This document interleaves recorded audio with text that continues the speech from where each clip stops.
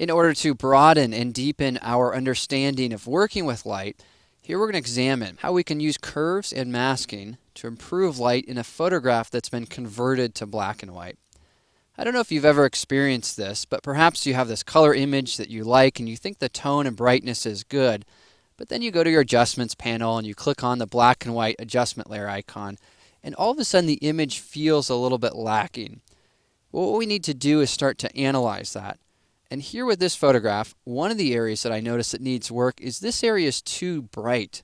I need to darken that up. So we'll click on our adjustment layer icon.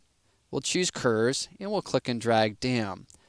Next, on a Mac, press Command I, on Windows Control I to invert the mask, and then grab our brush tool. Here we want to have a nice big brush, no hardness, and our opacity will bring down to about 50% or so. And all we're going to do is just start to paint over this area, darkening this up. And it's important that we darken this up because it's so close to the person here. And this is Timmy Curran, a pro surfer and musician. We want to make this a little bit more about him. So I'm just darkening up some of these areas here. It's kind of fun to have the lights of the train in the background. I want to make sure those stand out still. But I'm just darkening up a lot of this area surrounding him, which in turn will act to brighten him up a little bit. All right. Again, just painting on that mask. Here we have it before and after. And while these techniques that we're exploring aren't necessarily rocket science or something completely new, what is important is that we're really learning how to discern, how to look at light, and then make some corrections. All right, well, the next thing we want to do is bring some light to him there. So we'll click on the adjustment layer icon again and choose curves. This time we'll go ahead and brighten this up and then press Command or Control I to invert. Grab our brush tool again, this time a much smaller brush, and just start to bring in some of this light into a few of these areas here. Again, just bringing out some of the detail that we have on the main subject, drawing the eye to this area of the frame. And a lot of this is just old school, really burning and dodging, right? It's just bringing attention to different areas of the photograph. The trick, of course, is to know what areas to bring attention to.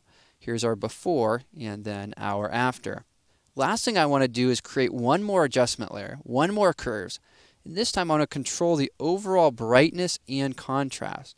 Because I've made some of those other adjustments, I can get away with pushing this a little bit further than I would have otherwise. And here I want to go for a really nice contrast look.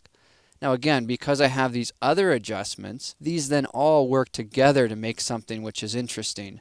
Well, here we have it, our before, and then our after, creating a photograph that has a bit more of an edge, a little bit more drama, and where it focuses the viewer into a particular area of the frame. Now, in reviewing this image before and after, the only thing I notice that I want to do is click in my curves adjustment. This is the darkening one. I'm going to grab my brush, paint with a real low opacity.